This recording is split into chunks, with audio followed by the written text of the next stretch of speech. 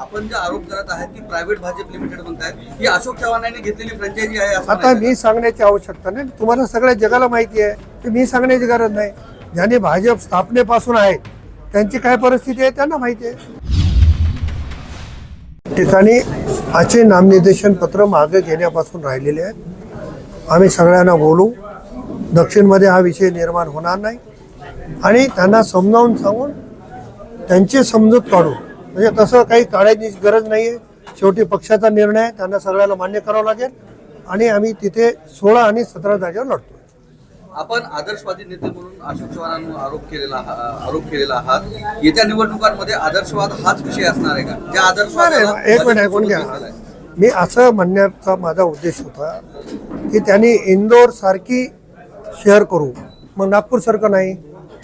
नागपूर शहर आज महाराष्ट्रात किती गतीनं वाढते. मग वावडं कोणाचं आहे तुम्हाला? देवेंद्रजीचं वावडं आहे का?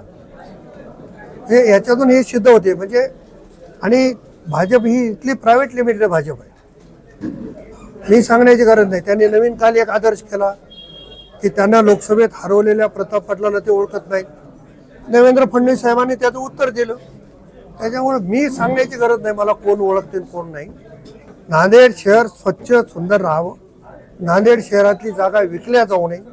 नांदेड शहरात पार्किंगची व्यवस्था झाली पाहिजे, भाजी मार्केटची व्यवस्था झाली पाहिजे, ओव्हरब्रिज झाले पाहिजे. या सगळ्या भावनेतून आम्ही दोघं जण विचार करून आलोत आणि निश्चितपणानं ते करण्यासाठी लोक भाजप राष्ट्रवादी शिवसेनेला स्वीकारतील आणि प्रायव्हेट भाजप लिमिटेडला धक्का देतील. म्हणजे आपण जे आरोप करत आहात की प्रायव्हेट भाजप लिमिटेड म्हणतायत ही अशोक चव्हाणांनी घेतलेली फ्रँचायझी आहे असं आता म्हणायचं. मी सांगण्याची आवश्यकता नाही, तुम्हाला सगळ्या जगाला माहिती आहे. मी सांगण्याची आवश्यकता काय? तसं असतं तर चैतन्य बापूला बाहेर ठेवलं असतं का? ते मी सांगण्याची गरज नाही. ज्यांनी भाजप स्थापनेपासून आहे त्यांची काय परिस्थिती आहे त्यांना माहिती आहे.